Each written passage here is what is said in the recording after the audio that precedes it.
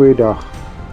Vandag gesels ons bietjie oor JL 21108 lot 7 op Bosselfonds Mara se produksieveiling die 26ste Julie 2024. Hy is 'n baie besonderse metrosoogotiese Puna bil. Is 'n sterk harde bil met uitstekende lengte van lyf.